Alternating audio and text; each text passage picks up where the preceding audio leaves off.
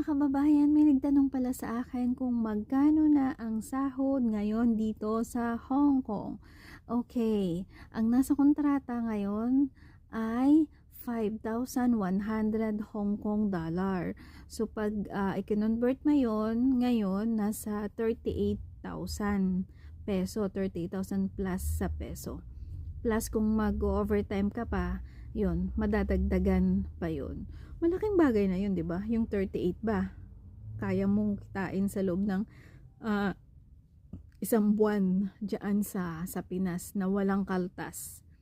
Di ba? Hindi. Kasi dyan sa atin, bago ibigay sa atin, bawas na yung SSS, PhilHealth, Pag-ibig, tax, and then kung ano-ano pa. So, hindi siya buo. Tapos, alam nyo ang kagandahan lang dito pag andito kayo. Libre ang bahay nyo, libre ang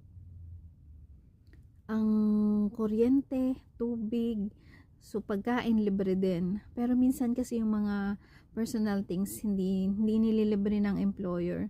Pero merong employer din na naglilibre tulad ng shampoo, toothpaste, sabon, ganyan. Yung iba naglilibre, kumbaga free na yan. Bilhin mo din kasama yan sa budget na binibigay sa'yo. Pero yung iba hindi. So, hayaan na lang natin yung mga personal things natin. Kung hindi tayo ililibre ng employer, hayaan na lang natin.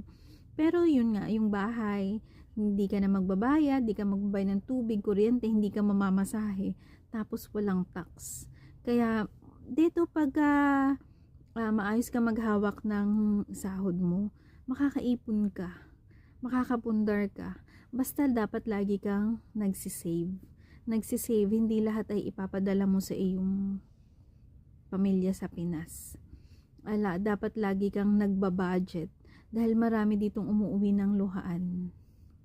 Marami ditong umuwi ng wala. As in, walang wala. Dahil ang ginagawa nila ay magsasahod, padala. And then, mga kababayan, pag andito na kayo, tapos sumasahod na kayo, minsan naman, treat nyo din yung sarili nyo. Kumain kayo sa masasarap na restaurant. Kahit minsan-minsan lang, bumili kayo ng gamit na gusto nyo. Pero wag naman yung masyadong mahal. Yung parang ano lang, kasi ganun yung ginagawa ko sa sarili ko. Kami nung kapatid ko, may kapatid ako dito actually.